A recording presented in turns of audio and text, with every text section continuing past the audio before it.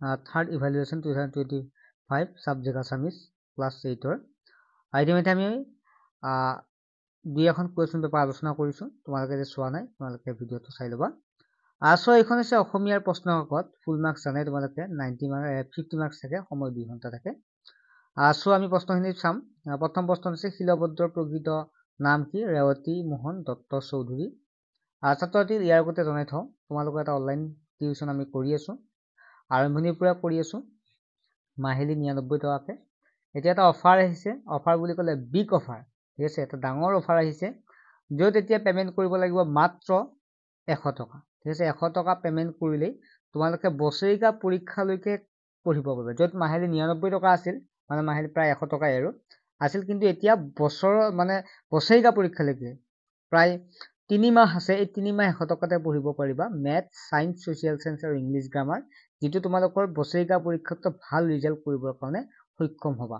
যিসকল ছাত্ৰ ছাত্ৰীয়ে জইন হ'ব বিচাৰে তোমালোকে হোৱাটছএপ নম্বৰটো SMS কৰিবা, যিটো নাম্বাৰ দেখা পাইছে নাম্বাৰটো SMS কৰি অনলাইন টিউশ্যন ল'ম বুলি এটা SMS কৰিলে হ'ল।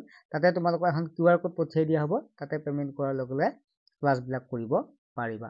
ঠিক আছে, এতিয়া আমি প্ৰশ্নখিনি আহিছোঁ। শিলভদ্ৰৰ প্ৰকৃত নাম গমে পাইছে, ৰেৱতী মোহন দত্ত চৌধুৰী। 2 নম্বৰ, অসমীয়া গদ্য সাহিত্য জনক কোন? ভট্টদেৱ। চিংগী কোন মুনিৰ পুত্ৰ আছিল? শ্ৰমিক মুনিৰ। সূৰ্য পাহাৰ কোন জিলাত অৱস্থিত? গোৱালপাৰা জিলাত অৱস্থিত। শিৱৰ বাহন কি? নন্দী আৰু নন্দী নামৰ ষাঁড়টো।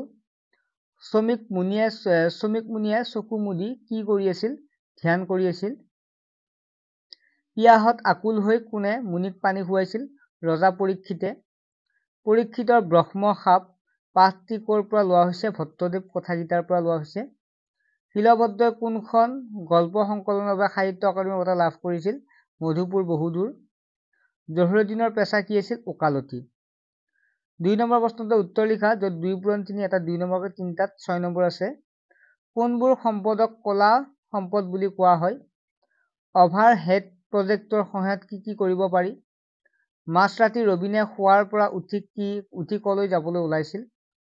3 নম্বৰ ব্যাখ্যা কৰা, য'ত এটাত 5 নম্বৰকৈ 5টাত 5 নম্বৰ থাকিব। দাস হৈও স্বামীক অপকাৰ কৰে, ব্ৰাহ্মণ চবে ক্ষত্ৰিয়ক ৰাজ্য পাতিছে। সি কোন আমাৰ দ্ৰোহ কৰে? দুষ্ট নিয়ন্তা কৃষ্ণ বৈকুণ্ঠক গৈলে আৰা এতেকে অন্যায় কৰে, নাইবা ফিৰিঙতিৰ পৰা সান্দৱ দাস। ঠিক আছে, ইয়াত ব্যাখ্যা কৰিব দিছে, এটা তোমাৰ যিকোনো এটা কৰিব দিছে, 5 নম্বৰ আছে। সাধু কথা আৰু চুটি গল্পৰ মাজত পাৰ্থক্য লিখা, য'ত 4 নম্বৰ আছে। ইমান ভয়াতুৰ মানুহ মই জীৱনত দেখা নাই, কোনে কেতিয়া কাক কৈছিল? 6 নম্বৰ, এহি বুলি মৰা সৰ্প ধনুৰ আগে আনি মুনিৰ গলত দিয়া গৃহক কৈলা। আধুনিক অসমীয়া ৰূপত লিখা 2 নম্বৰ আছে। চমুটোকা লিখা, য'ত 2টাত 2 নম্বৰ। শ্ৰী শ্ৰী সূৰ্য পাহাৰ নটৰাজ। 8 নম্বৰ আছে, সন্ধি ভাঙা আৰু যোৰা লগোৱা যিকোনো 4টা। যথেষ্ট, পৰীক্ষা, ভয়াতুৰ, চিৰচ্ছেদ, উদ্যোগ শৃংখল, নিৰ্যোগ চিন্ত, য'ত 4 নম্বৰ আছে। বিপৰীত শব্দ লিখা, প্ৰজা, ন্যায়, দুৰ্বল, প্ৰশংসা। যুক্তাক্ষৰ ভাঙি দেখুওৱা, জ যোগ নিয়, স যোগ ৰ। তলৰ শব্দকেইটা প্ৰতিশব্দ লিখা, প্ৰধান, কিৰণ, সংগী। বাক্য ৰচনা কৰা, জাকত জিলিকা, অৱদান, সিদ্ধান্ত। ছাত্ৰ-ছাত্ৰীসকল, আশা কৰোঁ তোমালোকে বুজি পালা। এনেকুৱা প্ৰশ্নই তোমালোকৰ দেখা পাবা তোমালোকৰ পৰীক্ষাত, গতিকে এবাৰ ভালদৰে চাবা। আৰু অনলাইন টিউশ্যনটো ল'লে তোমালোকৰ সুবিধা হ'ব। বুজি পাইছা? তোমালোকে এতিয়া 100 টকা মাত্ৰ দিলেই তোমালোকে যদি 3 মাহ, প্ৰায় এতিয়া ডিচেম্বৰ, জানুৱাৰী, ফেব্ৰুৱাৰী, মাৰ্চত পৰীক্ষা, প্ৰায় 4 মাহে তোমালোকে পঢ়িব পাৰিবা, য'ত 4টাকৈ বিষয়। গতিকে যিসকল ছাত্ৰ ছাত্ৰী জইন হোৱা নাই সোনকালে হৈ লোৱা, এই অফাৰটো মাত্ৰ কেইদিনমানৰ কাৰণেহে দিম, গতিকে সোনকালে জইন হৈ লোৱা। ঠিক আছে, বাই।